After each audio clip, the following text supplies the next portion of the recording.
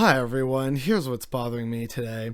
It has, once again, noticing a pattern here, been an absolute doozy of a week. But there is some lighter stuff, so let's just get that out of the way first and foremost, because otherwise I don't want to dread talking about it.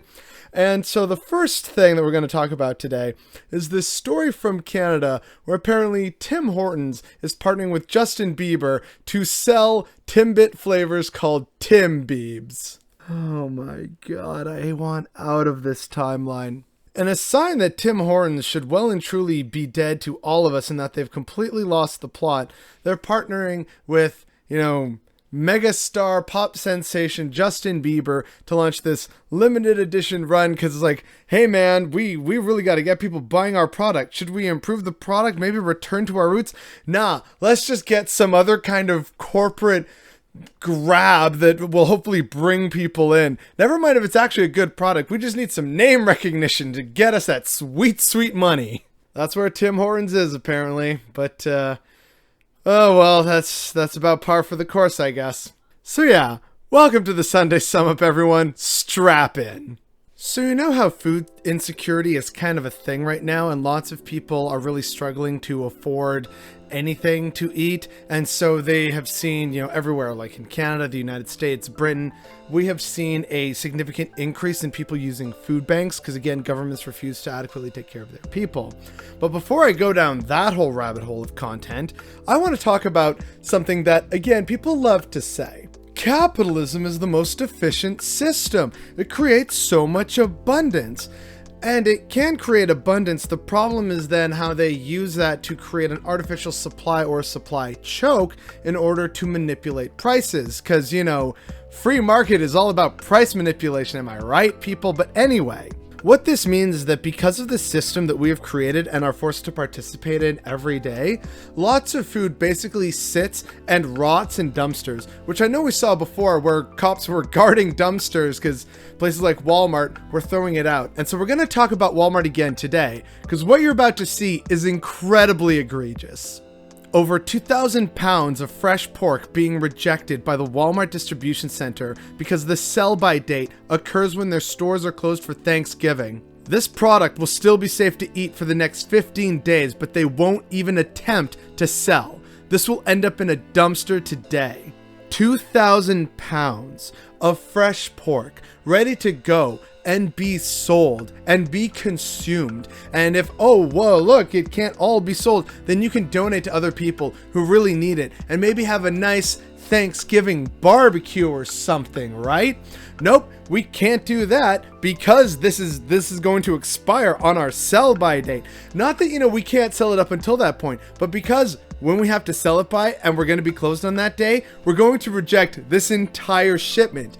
2,000 pounds. And that's like what? A ton or more of perfectly good pork meat going bye-bye for no other reason than, oh, well, we're going to be closed on that one certain day and that kind of sounds like a hassle. So nope, there goes all that food and all that grain that raised them and all that work and exploited labor and emissions. And it is such a phenomenal waste of everyone's time and money and resources for it to rot in a dumpster when it is perfectly capable of being eaten right now and being sold for the next few days or few weeks.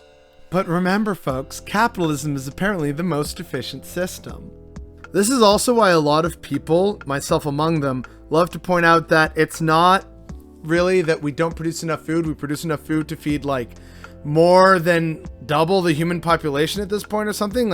We produce enough food to feed 12 billion people. The problem is how we distribute that food. And capitalism is definitely one of the hurdles that is standing in the way of actually feeding everyone. But anyway, I digress. On to the next story.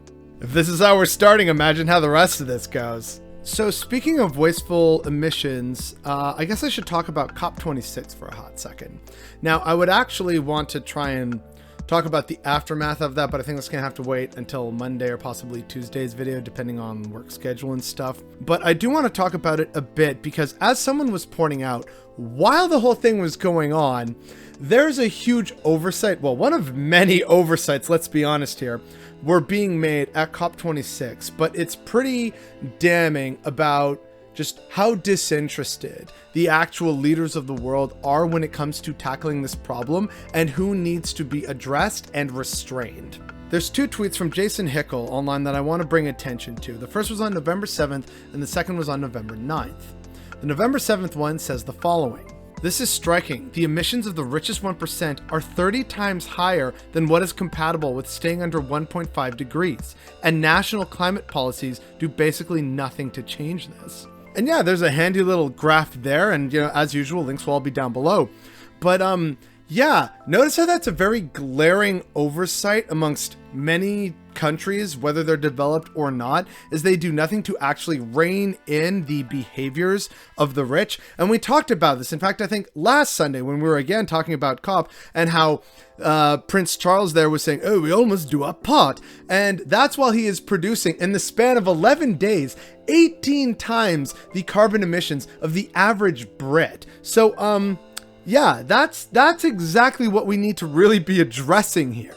And so this brings us to the second tweet. The second tweet is where he says that the emissions of the richest 10% alone are on track to gobble up the remaining carbon budget for 1.5 degrees, totally irrespective of what the rest of the world does. The rich are literally devouring the planet. And I mean, yeah, unfortunately, my guy, we've been saying this for a while, which is why people started saying eat the rich on top of tax the rich. Because, billionaires, quite frankly, shouldn't exist. Between the emissions they produce and the system of capital that they continue to support and expand is resulting in the death of the planet that is going to negatively impact all people. It's going to happen here in Canada just as it's going to happen in, South Africa. The difference is that we are going to face less of that in the immediate future, whereas of course it's the underdeveloped world that produces the least emissions that is going to get the unfortunate worst of the shit bucket. And again, our leaders just don't seem to actually do what needs to be done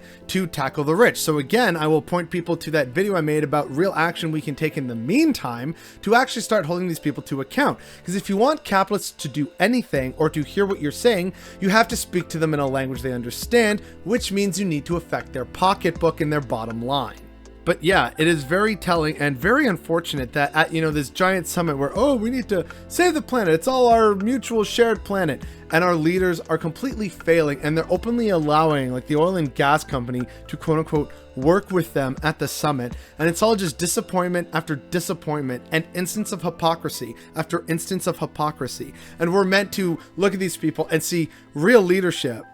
Don't think we're getting that. All the more reason for us to, organize ourselves and do what needs to be done in order to actually hold these people and especially the wealthy to account, because those are the people wasting the planet's resources and making ridiculous levels of emissions, especially per capita, and allowing for the system to just continue unabated while they again owned and fund the media that tells us that everything is okay when it absolutely clearly isn't.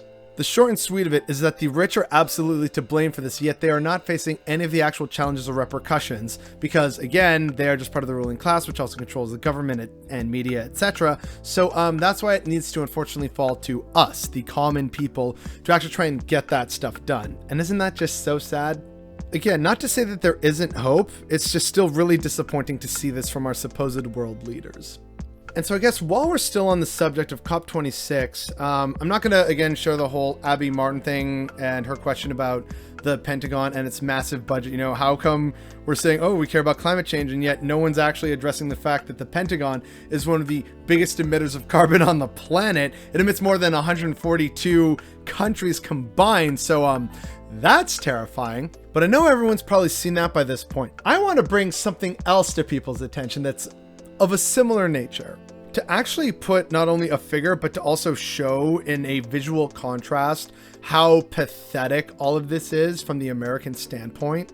Biden's budget allocates $38 billion to reduce CO2 emissions, yet keeps $778 billion for the largest producer of CO2 emissions, which is the Pentagon. And again, these are in billions of dollars, but as you could see on that graph, the difference is staggering. Yeah, the Pentagon needs more money, even though they just pulled out of a war overseas.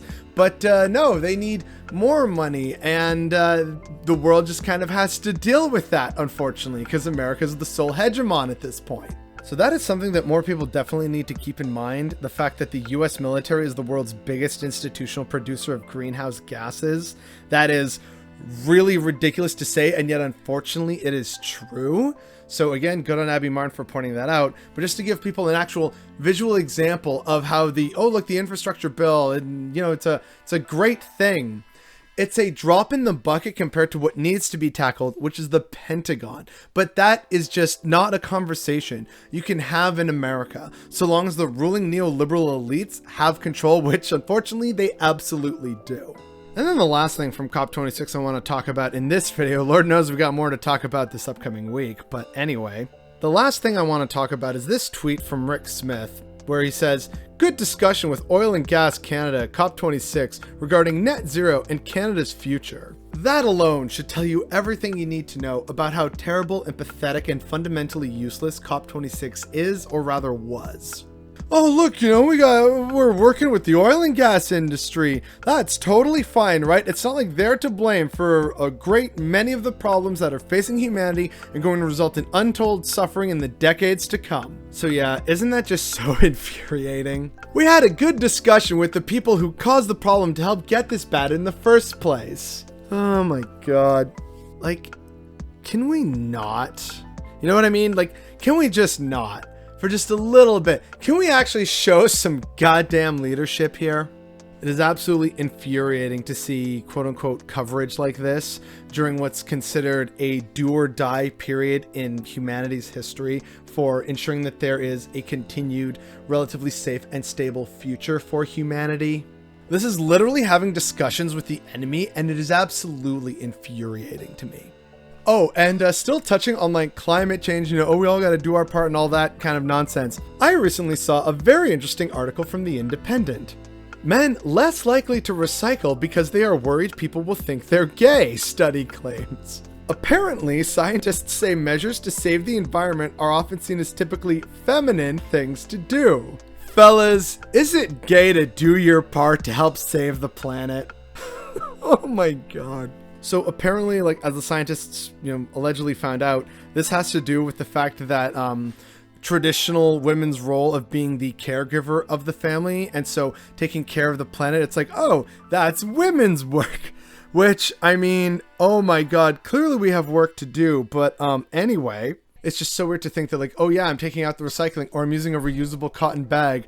Somehow, that means I'm gay, and like, wait, sorry, do we still have to have this conversation about how being gay is not a bad thing at all? Like, hello? Like, come on, you're telling me it's gay to have this tote bag that says "Eat the Rich" on it?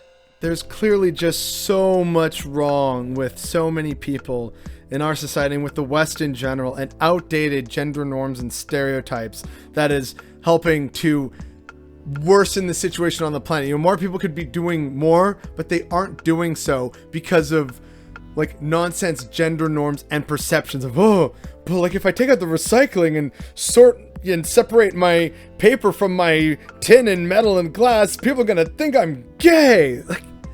Like what? I am so done with this timeline. Anyway, on to the next fun story. Speaking of hypocrisy from the ruling class, there's this lovely little video from the New York Times that I saw on Twitter a little while ago. Affluent liberals tend to be really good at showing up to the marches and talking about how they love equality. But by their actions, what they're actually saying is, yes, we believe in these ideals, just not in my backyard. And again, I encourage everyone to watch it's just over 5 minutes long, so not a whole lot of time, but I'm not going to put the whole thing here. But there is a part that I absolutely want to share with everyone that I really take issue with because, yeah, it hits the nail on the head. So everything on this map that is yellow is zoned for single-family homes, like this and this. One family can live here. But here in Palo Alto, there are a lot of new jobs. This is a desirable place to live for new opportunities. Over the past 8 years, the San Francisco area has added 676,000 jobs, but only 176,000 housing units. So a few years ago, the city council voted to change the zoning of one section of the city right here. Specifically this 2-acre plot of land. They wanted to change it from low density housing to higher density housing so that they could build a 60-unit affordable housing complex for elderly members of the community. Okay, so they changed the zoning. Start building the 60-unit complex. No, the overwhelmingly liberal residents of Palo Alto decided to hold a vote to overturn the decision, to revert it back to low-density, single-family housing, back to yellow. And it passed, and the zoning was overturned. So now when you go to this plot of land, instead of an affordable housing complex for the elderly, what you're gonna see is this: a row of just a few houses, all of them massive and worth around $5 million each. I think people aren't living their values. You go to these meetings in these neighborhoods where they're talking about a new housing project, and it's always the same song, and it goes like this: I am very in favor of affordable housing. We need more of it in this community.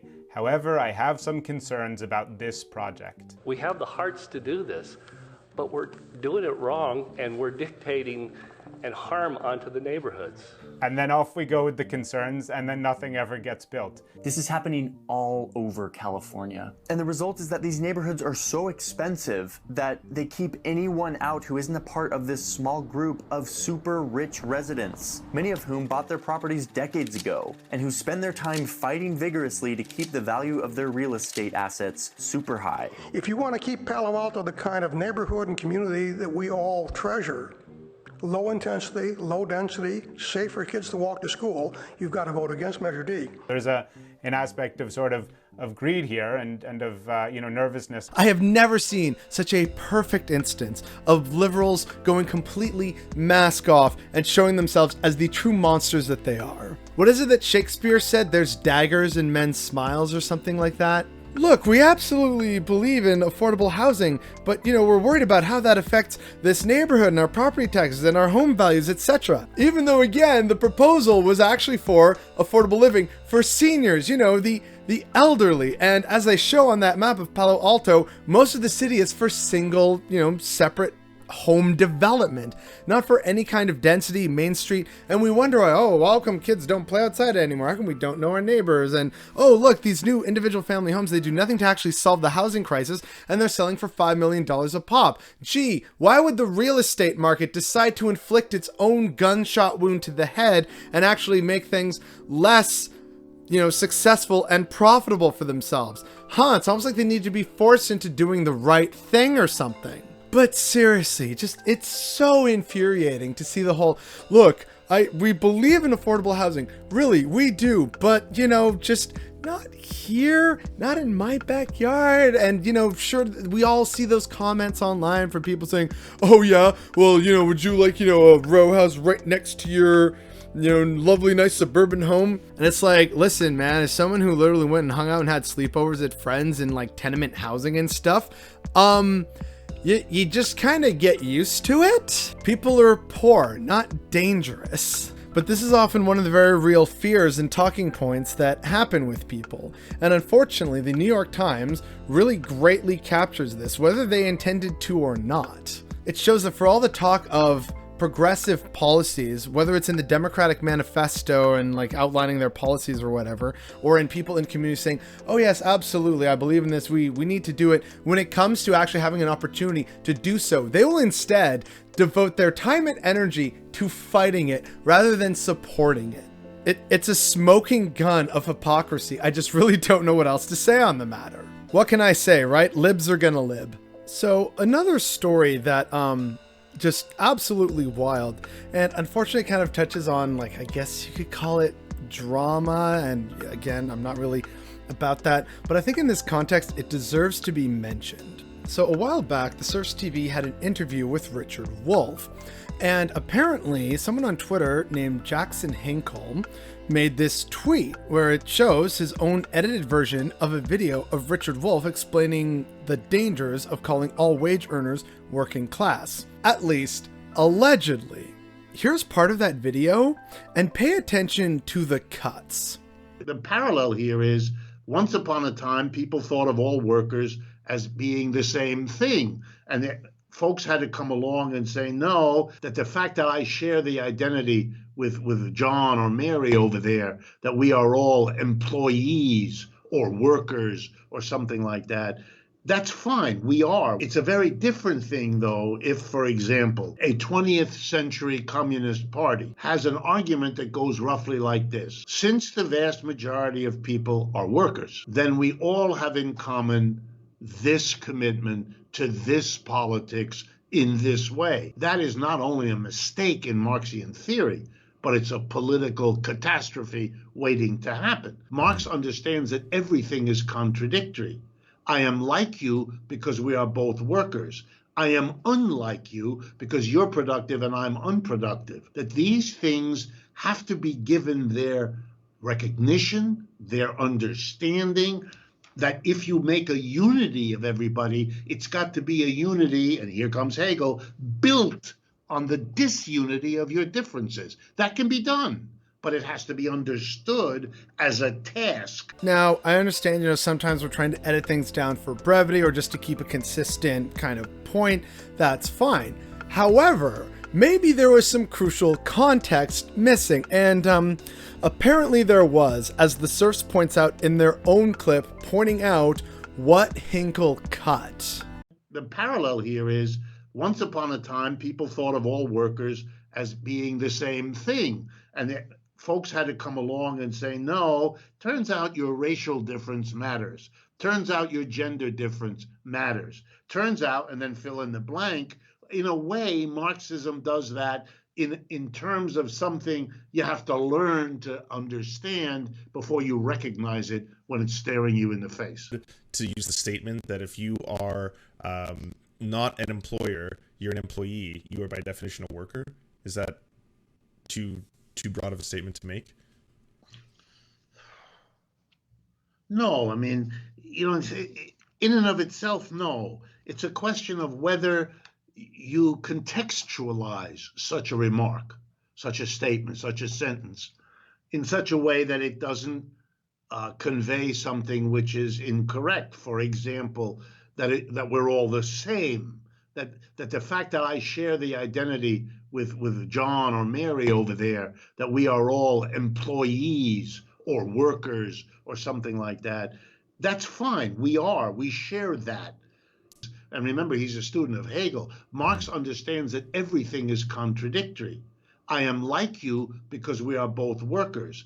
I am unlike you because you're productive and I'm unproductive. Or I'm unlike you because you're a female and I'm a male, or you're black or I'm white, or whatever it is, that these things have to be given their recognition, their understanding, that if you make a unity of everybody, it's got to be a unity, and here comes Hegel, built on the disunity of your differences. That can be done, but it has to be understood as a task.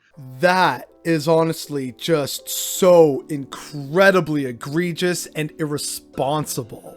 Jackson Hinkle is basically trying to misrepresent Richard Wolff's words when, again, a lot of his actual contextual information behind that about why those separations or differences exist, and why this is why you have to actually be cognizant of these things because of gender, race, class. Those are all very extremely valid and important points to keep in mind. He leaves those out in his own edit to try and make it seem like, calling all wage earners working class is actually a problem, when Wolff's real take is far more nuanced and complex than that. It's just dangerous misrepresentation. You'd expect that from Fox News, but unfortunately, guess what? I guess they're rubbing off on us in the worst way, and people like Jackson Hinkle here will just happily misconstrue Richard Wolff's words for, I don't know, grifter reasons maybe? I really don't know. All I know is that this is really dangerous and messed up. And speaking of possible grifters, so remember how a while ago I did a video about the emerging details of the Travis Scott tragedy at Astroworld? I didn't think I'd have to revisit this, but apparently we need to, because turns out Travis Scott and BetterHelp may be directly profiting off of this tragedy. Therapy Den is a TikTok user, and they made the following TikTok, which I am showing in its entirety because it's really telling and damning of both Travis Scott and the BetterHelp company. BetterHelp and possibly Travis Scott are profiting off the horrific trauma at the Astroworld Music Festival, where 8 people were killed and hundreds were injured. Let me explain. I agree that kids were put at extreme risk so that corporate interests and streaming platforms could make more money with no regard to their well-being, and that pumping them into BetterHelp just confirms everything is for sale. And it turns out that BetterHelp jumped at the business opportunity to offer 1 month of free therapy services to anyone that has been affected by the festival events. Just as a reminder, BetterHelp clearly states in their privacy policy that they share your personal and private mental health info with third-party advertisers for marketing and business purposes. You can check out my pinned TikTok videos for deep dives into exactly what they're doing. So all the kids that sign up for the free 1 month should be aware that their data is being mined. Travis Scott could be making big bucks from all the referrals that he sends over to BetterHelp. How do I know this? Because back in 2019, BetterHelp was trying to partner with me as well, and they were waving a ton of money in front of me. I run therapydone.com, which is a progressive and inclusive therapist directory that matches therapy seekers with therapists. It's free to use, and it's free for therapists to create profiles. Back on March 12th of 2019, Jeff Williams, the Senior Director of Business Development at BetterHelp, reached out to me to see if I'd like to partner with BetterHelp. Basically, he was asking me if I would allow BetterHelp to create profiles on TherapyDen so that when people visited TherapyDen to find a counselor, they would be directed to BetterHelp to sign up for their services. Jeff told me that if I agreed to the partnership, then they would pay me $300 per referral. So every time someone visited TherapyDen and then entered their credit card info into BetterHelp, I would get $300 in my pocket. I said no. He said, I respect your decision, but would you please reconsider because we're offering to pay you a ton of money.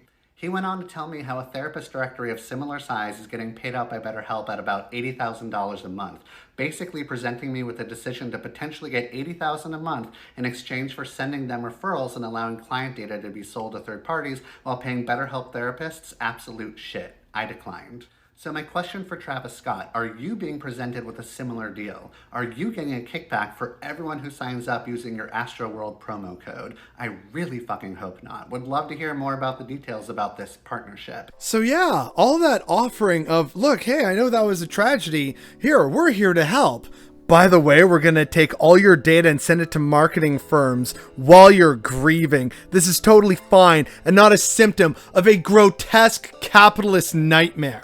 And then apparently on top of that, we find out from this TherapyDen person that BetterHelp also tried to reiterate to them the importance of, but come on, look how much money you can make. Thankfully, they said no. So kudos to you, TherapyDen, for having a moral conscience and a spine. Because a lot of people, unfortunately, in this capitalist hellscape would say, hey, yeah, wow, that's a lot of money. I could be set up and just things would be so much easier. Thank you, BetterHelp. So what if my, beloved customers and my audience, so what if their data is sold to the highest bidder? I'm making money. Honestly, thank you for refusing that. And just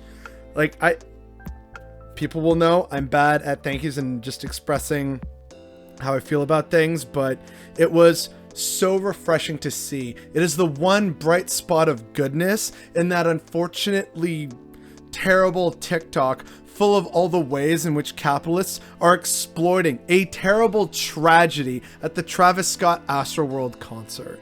So from the bottom of my heart, thank you, TherapyDen, for not only bringing this to light, but also telling BetterHelp to get stuffed. And then finally today, we have a story from here in Canada that should be getting far more traction than it is. So here in Canada, several Jewish groups that are basically what they do is anti-defamation and rooting out anti-Semitism, the usual and unfortunate work that is required to root out neo-Nazis. And that's what we're unfortunately going to talk about in this segment. Well, there goes the monetization hope. So I have a Patreon if you're interested. And so the story is that there are allegations of Canadian troops training neo-Nazis and war criminals in Ukraine, and this has sparked a military review. And tangentially related was also reports by some Canadian soldiers who were training Iraqis over in the Middle East that some of the people they were training were also using torture and some other not so nice things that I'm not going to say. And so while the military is issuing a review, at the same time, how we've seen the military behave recently with sexual abuse scandals, Can't say a lot of people feel terribly confident in this, and the review itself is also going to take months to possibly a year, and some of it, for again security reasons, is going to have to be classified. And I know if you're thinking, well, is this it? There's kind of not much to that. Unfortunately, it gets so much worse. The same day that article dropped about the allegations and that it's going to spark a military review, a very interesting bombshell dropped right around the same time. Canadian officials who met with Ukrainian unit linked to neo-Nazis feared exposure by news media, according to documents. A year before the meeting, Canada's Joint Task Force Ukraine produced a briefing on the Azov Battalion acknowledging its links to Nazi ideology. As you saw, I had to censor that picture because those guys actually have the Nazi flag on their helmets. And I know what you're thinking, wait a second, it's November and this came out a few days even before Remembrance Day, when Canada takes a few minutes out of its day to remember the war dead from World War I and World War II and all other conflicts since then. And it's especially damning that in World War II, the one where, we had to actually fight fascists, here we are in the modern day training neo-fascists in Ukraine. Isn't that just so lovely and progressive? What is again especially damning is how the article points out that Canadian officials who met with members of a Ukrainian battalion linked to neo-Nazis didn't denounce the unit, but were instead concerned the media would expose details of the get-together, according to newly released documents. Oh geez, we're meeting fascists, are you worried? Nah. But what if the media finds out? Oh god, you're right!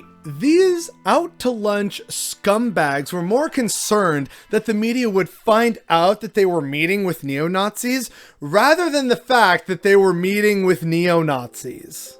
And again, folks, it gets so much worse. The Canadians met with and were briefed by leaders of the Azov Battalion in June 2018. The officers and diplomats did not object to the meeting and instead allowed themselves to be photographed with battalion officials despite previous warnings that the unit saw itself as pro-Nazi. The Azov Battalion then used those photos for its online propaganda, pointing out the Canadian delegation expressed hopes for further fruitful cooperation. What the actual fuck?